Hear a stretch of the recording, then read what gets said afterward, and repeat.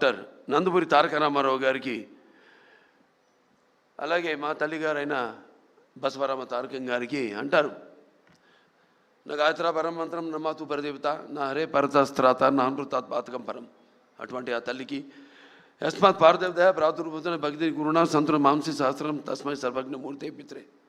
వాళ్ళిద్దరికీ ముందుగా నాకు జన్మనిచ్చినందుకు వాళ్ళకి నాకు నా ఘనమైన నివాళులు అర్పించుకుంటూ, అలాగే ముందుగా ఈ వేదికను అలంకరించిన కేంద్ర మంత్రివర్యులు, హోమ్ అఫేర్స్ మంత్రివర్యులు, మినిస్టర్ ఆఫ్ స్టేట్ అన్న బండి సంజయ్ గారికి, అలాగే ఆంధ్ర రాష్ట్ర ఐటీ మరియు విద్యాశాఖ మంత్రివర్యులు శ్రీ నారా లోకేష్ గారికి,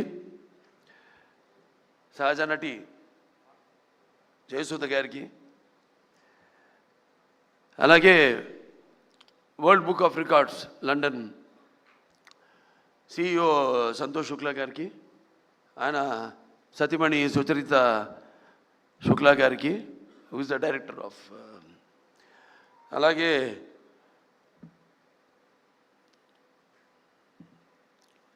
general secretary, joint secretary Iliyaz గారికి, అలాగే యూసఫ్ ఖాన్ గారికి,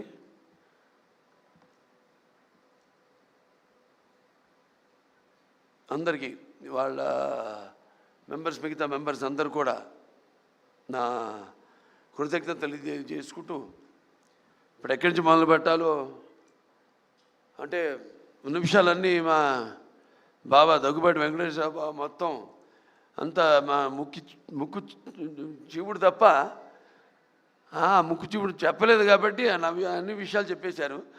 మిగతా ఇక్కడ ఇచ్చేసిన నా కుటుంబ సభ్యులంతా ఉన్నారు. నాకు ఒక కుటుంబం కాదు, నాకు చాలా పెద్ద కుటుంబం. అదే నా నాన్నగారు వారసత్వంగా ఇచ్చింది.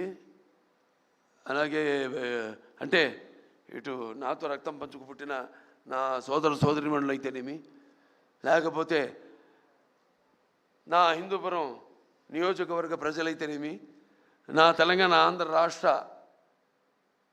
కళాభిమానులు, నా అభిమానులు అందరికైతేనేమి, లేకపోతే నా చలనచిత్ర పరిశ్రమ ఇక్కడికి విచ్చేసిన మా ఛాంబరు కౌన్సిల్ మెంబర్స్ అయితేనేమి, నా దర్శకులు అయితేనేమి, ఇంత పెద్ద కుటుంబం నాది.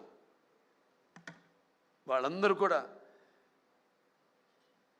మీరు ప్రత్యక్షంగా పరోక్షంగా నాకు అందించిన సహకారాలు, ఆ తల్లిదండ్రుల తొరత మీరే నాకు స్ఫూర్తి అని తెలియజేసుకుంటూ, మరి ఈనాడు ఈ 50 సంవత్సరాలు, ఇప్పుడు 51వ సంవత్సరాలకు అడుగుపెట్టాను. నాకు ఈ అంకెలంటే నాకు చాలా భయం కాదు, గుర్తుంటుంది నాకు. ఇప్పుడు నన్ను ఎన్ని సినిమాలు చేశానని అడగండి, అదొకటి తప్పితే సరే మిగతా నా రికార్డులు, లేకపోతే ఏ సినిమా ఎన్ని రోజులు ఆడింది అని అడిగితే నాకు గుర్తుండవు. ఓ రకంగా నా అభిమానులు గుర్తుంటాయి కానీ నాకు గుర్తుండదు. అలా ఈ అంకెల వయసు విషయం వచ్చినప్పుడు కూడా నా మనవాళ్ళతో ఎప్పుడు గొడవ జరుగుతుంటుంది. నాకు వాళ్ళు నన్ను బాలా అని పిలుస్తారు తప్పితే నన్ను తాత అని పిలిచే తాట ఒలుస్తాను అన్నది. సో ఏం లేదు, ఒకటేంటంటే అటు ఒక కళాకారుడిగా నాన్నగారు నాకు, నేను ఇందాక అన్నాను, కళ్ళు మూసుకుంటే, ఇప్పుడు నేను అనబోయేది ఏంటంటే కళ్ళు మూసుకుంటే కనేది కళ, కళతో అభినయించేది కళ, నిద్రపోతున్నప్పుడు కనేది కళ, నిద్రపోతున్న సమాజాన్ని మేల్కొల్పేది కళ. ఒక అద్భుతమైన రైటర్ రాసింది ఈ డైలాగ్, నాన్నగారిని స్ఫూర్తిగా తీసుకుని. అదే దారిలో నేను వెళ్తుంటాను. అలాగే నాన్నగారు కూడా ఎన్నో ఈ ప్రకృతి విపత్కర పరిస్థితుల్లో ఆయన నటుడిగా ఉంటూనే, రాజకీయాలు రాకముందు ఇది నేషనల్ డిఫెన్స్ ఫండ్ అయితేనేమి, లేకపోతే మన రాయలసీమ క్షామ నివారణకైతేనేమి, ఉప్పెన్నెలకైతేనేమి, వీటిలన్నిటి కూడా ఆయన ప్రజల్లోకి వెళ్ళి ఒక ప్రాంత ప్రజల్ని, అన్ని ప్రాంతాల ప్రజల్ని ఏ ప్రాంతమైనతో దెబ్బతిందో అలా అందరినీ సంఘటితపరిచి, అందరూ ఒకళ్ళ వాళ్ళ రాష్ట్రాలు వేరైనా వాళ్ళ ఆంధ్ర రాష్ట్ర తెలంగాణలు నాన్నగారి సినిమాలో గుర్తొస్తుంది. ఏదైనా ఆయన ఒక ఆలోచన, దూరపు ఆలోచనతో పెట్టేవారు. ఉన్న ఒక సందేశం. ప్రాంతాలు వేరైనా మన అంతరంగాలు ఒకటేనన్నా, ధ్యాసలు వేరుగా ఉన్నా మన భాష తెలుగు భాష అన్నా అని. సో అలా ఇవాళ ఏదైనా అటు ఆంధ్ర రాష్ట్రమైనా సరే, ఇవాళ ఇక్కడ తెలంగాణ రాష్ట్రమైనా సరే, ఎప్పుడు ఎక్కడ ఎటువంటి విపత్కర పరిస్థితులు ఉన్నా వచ్చినా రాకూడదని కోరుకుంటాను. కానీ అతివృష్టి అనావృష్టి నడుస్తున్న కాలం ఇది. క్యాన్సర్ ఒక చైర్మన్గా చెప్పగలుగుతున్నాను, ఇది నిర్ధారణతో చెప్పగలుగుతున్నాను. అంటే మనం తినే ఆహారం అయితేనేమి, లేకపోతే మన జీవన శైలి అయితేనేమి, వీటిలన్నింటి మీద ఆధారపడి ఉంటుంది. సో ఇది మనమే కొని తెచ్చుకుంటున్నామా అన్న అనుమానం నాకు ఎప్పుడు వస్తుంటుంది. ప్రకృతి కూడా కాలుష్యం పెరిగినప్పుడు అది ఊరుకోదు. అలా ఆధ్యాత్మికంగా నేను ఎన్నో అనిపించిన వాడిని జీవితంలో, ఎన్నో చూసిన వాడిని. ఇంకా ఆధ్యాత్మికంగా కూడా జరగబోయేది కూడా నేను గ్రహించగలిగేవాడిని.